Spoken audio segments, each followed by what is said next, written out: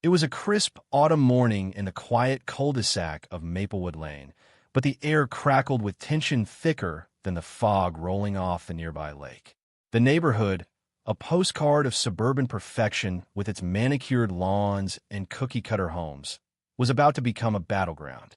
At the center of the storm stood Sarah Whitaker, a woman whose leopard print scarf and clipboard were as infamous as her self-proclaimed title, Queen of the Maplewood Homeowners Association.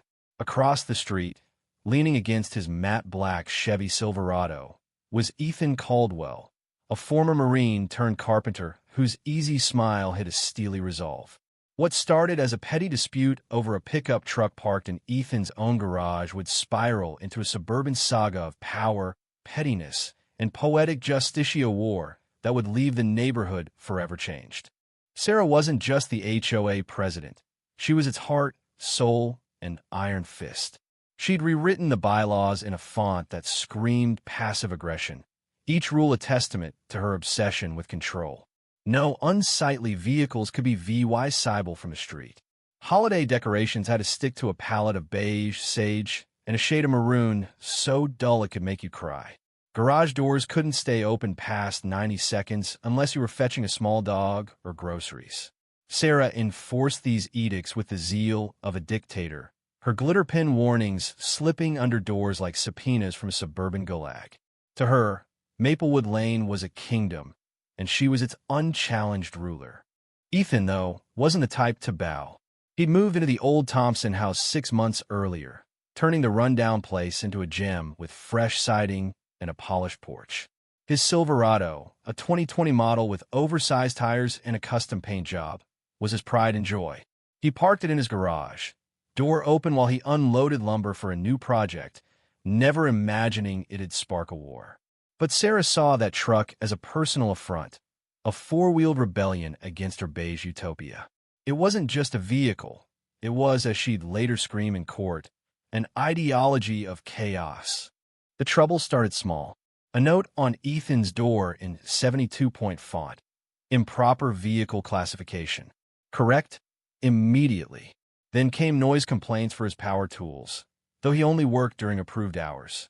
Sarah measured his mailbox, declared a half an inch too tall, and fined him $50 for aesthetic noncompliance. Ethan laughed it off, figuring she'd tire out. She didn't. Sarah formed a one-woman subcommittee, her and her tabby, Admiral Posto, investigate community vehicle threats. Her first act? A flyer titled Truck Crime. It's real, featuring Ethan's Silverado photoshopped with flames and the ominous question, "Is this what you want near your kids?" Neighbors rolled their eyes, but Sarah doubled down.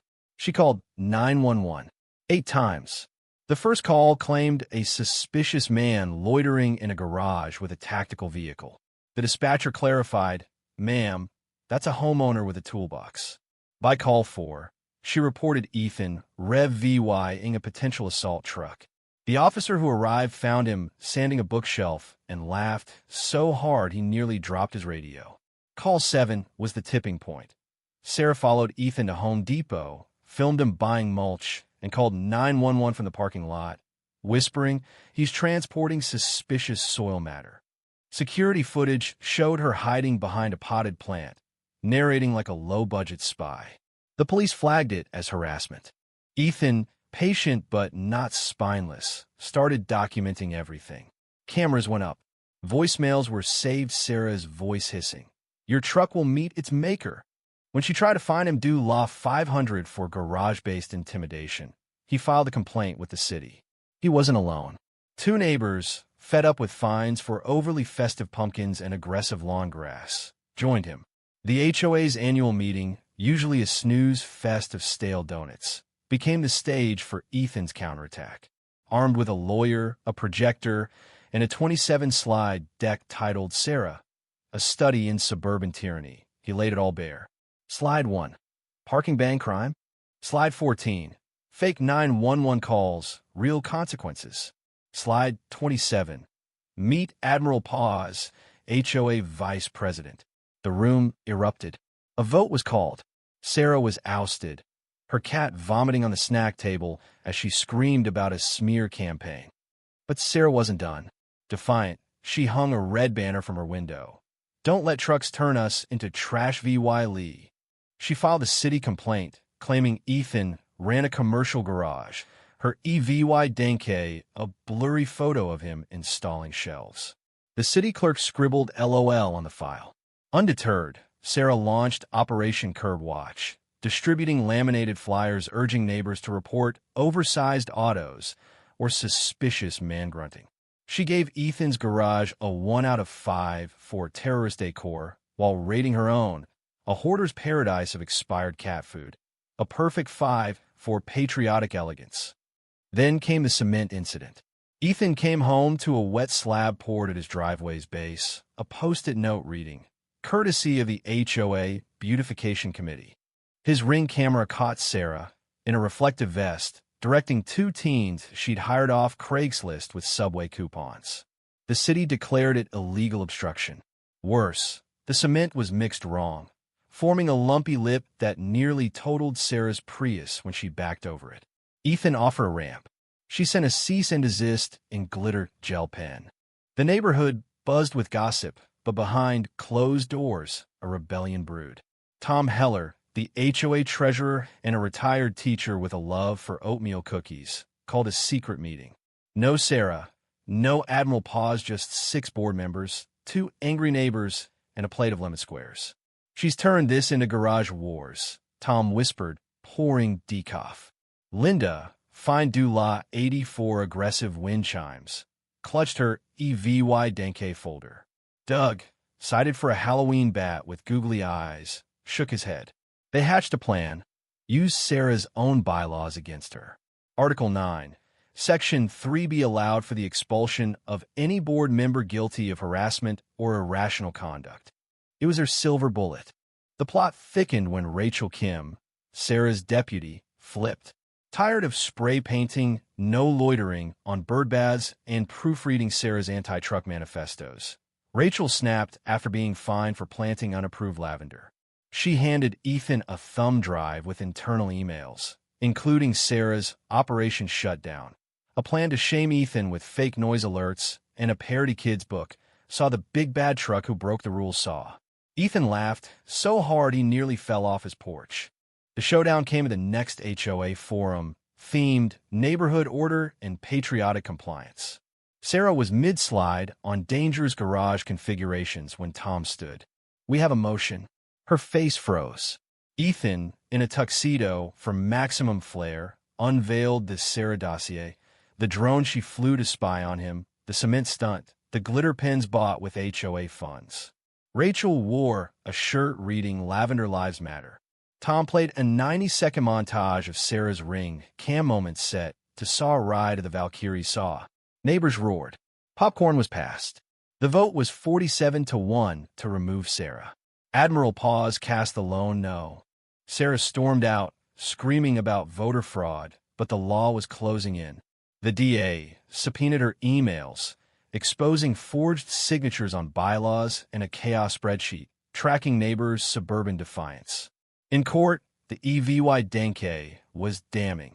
8 911 calls for forged votes, 1 illegal slab. Officer Daniels, who'd responded to 5 calls, testified.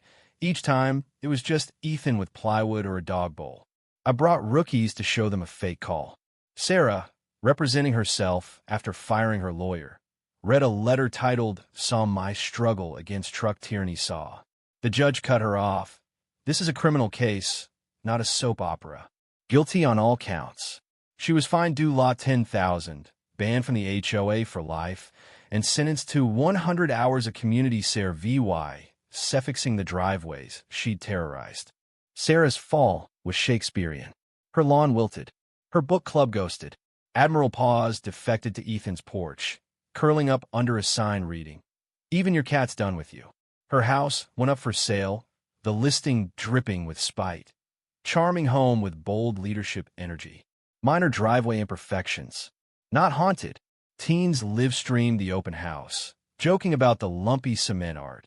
Sarah's farewell email, an 8-page rant accusing Ethan of truck cult leadership, was deleted by most. Ethan framed it in his garage. Maplewood Lane didn't just recover, it thrived. Tom and Rachel led a new HOA with a motto: community over control. Ethan's truck became a symbol of freedom. He built ramps for neighbors, taught carpentry to teens, and launched a garage revival project. Kids posed with a Silverado.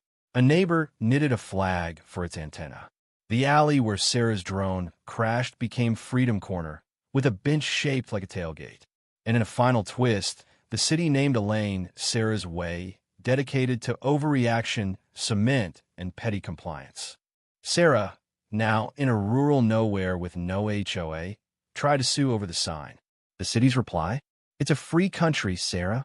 Ethan's defiance sparked more than a neighborhood renaissance.